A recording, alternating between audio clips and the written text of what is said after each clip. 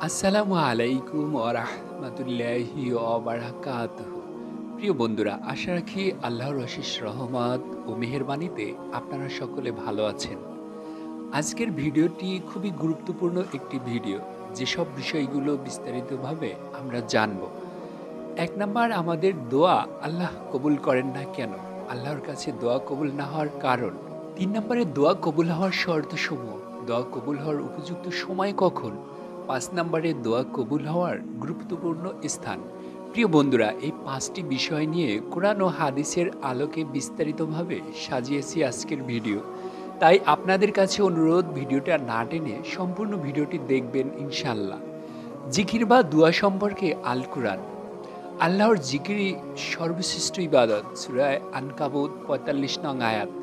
২ নম্বরে, তোমরা আমাকে স্মরণ করো, আমি তোমাদেরকে স্মরণ করব। সূরা বাকারা ১৫২ নং আয়াত। ৩ নম্বরে, যারা দাঁড়িয়ে বসে উৎসাহিত অবস্থায় আল্লাহর জিকির করে তারা বুদ্ধিমান। সূরা আল ইমরান।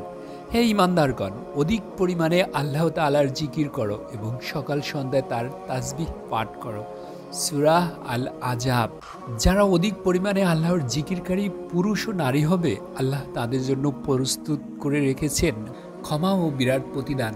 সূরা আহজাব ৩৫ নং আয়াত। ৬ নম্বরে, সূর্যোদয়ের পূর্বে এবং সূর্যাস্তের পূর্বে তোমরা প্রতিপালকের পবিত্রতা ও মহিমা ঘোষণা করো এবং রাত্রির কিছু অংশ এবং দিবাভাগের উভয় প্রান্তে, যাতে তুমি সন্তুষ্ট হতে পারো। সূরা তোহা। জিকির বা দোয়া সম্পর্কে আল হাদিস। যে আল্লাহর জিকির করে এবং যে আল্লাহর জিকির করে না, তার তুলনা জীবিত মৃত মানুষের ন্যায়। বুখারী ও মুসলিম শরীফ। রাসূল সাল্লাল্লাহু আলাইহি সাল্লাম বলেন, যে ব্যক্তি আল্লাহর কিতাব থেকে একটি হরফ পাঠ করে, সে তার বিনিময়ে একটি নেকি পায়, আর একটি নেকি হবে 10টি নেকির সমান। আমি আলিফ লাম মিমকে একটি হরফ বলছি না, বরং আলিফ একটি হরফ, লাম একটি হরফ এবং মিম একটি হরফ। তিরমিজি, সহিহ জামে সগীর ৫৩৪০ নং আয়াত। যে গৃহে আল্লাহর জিকির হয়, সে গৃহে হয় না ওই গৃহের দৃষ্টান্তর জীবিত মৃতর ন্যায়। বুখারী ফাথুল বারী ১১-১০৮ নং আয়াত। ৪ নম্বরে, আব্দুল্লাহ ইবনে বুশরা রাদিয়াল্লাহু তাআলা আনহু থেকে বর্ণিত, এক ব্যক্তি আরজ করল, হে আল্লাহর রাসূল, ইসলামের বিধিবিধান আমার জন্য বেশি হয়ে গেছে, কাজেই আমাকে এমন একটি উপদেশ দিন যা আমি শক্ত করে আঁকড়ে ধরব। রাসূল সাল্লাল্লাহু আলাইহি সাল্লাম বললেন, তোমার জিহ্বা যেন সর্বক্ষণ আল্লাহর জিকিরে সিক্ত থাকে। সুবহানাল্লাহ। রাসূল সাল্লাল্লাহু আলাইহি সাল্লাম বলেছেন, আল্লাহ তাআলা বলেন, আমার বান্দা আমার সম্পর্কে যেমন ধারণা করে, আমি ঠিক তেমন ধারণা করি। সে যখন আমাকে স্মরণ করে, তখন আমি তার সাথে থাকি। যদি সে মনে মনে আমাকে স্মরণ করে, আমি আমার মনের মধ্যে তাকে স্মরণ করি। আর যদি সে কোনো সমাবেশে আমাকে স্মরণ করে, তবে আমি তাকে এর চাইতে উত্তম সমাবেশে স্মরণ করি। আর সে যদি আমার দিকে অর্ধ হাত এগিয়ে আসে, আমি এগিয়ে আসি তার দিকে ১ হাত। আর সে ১ হাত এগিয়ে এলে আমি তার দিকে ২ হাত এগিয়ে আসি। সুবহানাল্লাহ। সে যদি আমার নিকট হেঁটে আসে, আমি তার নিকট দৌড়ে যাই। বুখারী ৮-১৭১, মুসলিম ৪-২০৬১ নং আয়াত। সুবহানাল্লাহ, সুবহানাল্লাহ। দান থেকে জিকির উত্তম। জিকির কবরের আযাব থেকে মুক্তি দেয়। জিকিরে আল্লাহর নৈকট্য লাভ হয়। দোয়া কবুল হওয়ার শর্তসমূহ। আল্লাহর নিকট দোয়া করলে যে কবুল হয়ে যাবে এমনটা নয় বন্ধুরা।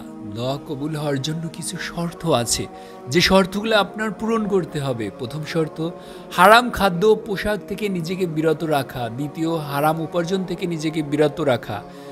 সুর করে দোয়া পাঠ থেকে বিরত থাকা। ছন্দময় দোয়া থেকে বিরত থাকা। অন্তর থেকে দোয়া পাঠ করা। দোয়ার ফলাফল লাভের জন্য তাড়াহুড়া না করা। সুখ দুঃখ সর্বদাই আল্লাহর নিকট দোয়া প্রার্থনা করা। যাদের দোয়া আল্লাহর নিকট কবুল হয়। গৃহহীন অসহায় মানুষের দোয়া। সন্তানের জন্য মা বাবার দোয়া। শিক্ষকের দোয়া। বৃদ্ধদের দোয়া। অসুস্থ ব্যক্তির দোয়া। মুসাফির ও ভ্রমণকারীর দোয়া। একজনের অনুপস্থিতিতে অপরের দোয়া। রোজাদারদের দোয়া। একজন হাজি বাড়ি ফেরার পূর্ব পর্যন্ত তার দোয়া আল্লাহর নিকট। অত্যাচারীর বিরুদ্ধে নির্যাতিত ব্যক্তির দোয়া। ন্যায়পরায়ণ রাষ্ট্রনায়কের দোয়া। দোয়া কবুল হওয়ার বিশেষ সময়সমূহ: আজান ও ইকামতের মধ্যবর্তী সময়ের দোয়া, ফরজ সালাতের পরের দোয়া, সিজদারত অবস্থায় দোয়া, ঝমঝমের পানি পান করার সময় দোয়া, যে স্থানে জিকির এবং কুরআনের আলোচনা করা হয় ওই স্থানের দোয়া, তাহাজ্জুদ নামাজের সময়ের দোয়া, সাহরির সময়ের দোয়া, ইফতারের সময়ের দোয়া, প্রতি শুক্রবার এবং শনিবার আসর নামাজ থেকে মাগরিব নামাজের আগ পর্যন্তের দোয়া, বৃষ্টি বর্ষণের সময় দোয়া, মরক ডাকার সময়ের দোয়া, সালাতের ভেতর সূরা ফাতিহা পাঠ শেষে আমিন বলার সময় দোয়া, রমজানে কদরের দোয়া, জিলহজ মাসের প্রথম 10 দিনের দোয়া, সুবহানাল্লাহ।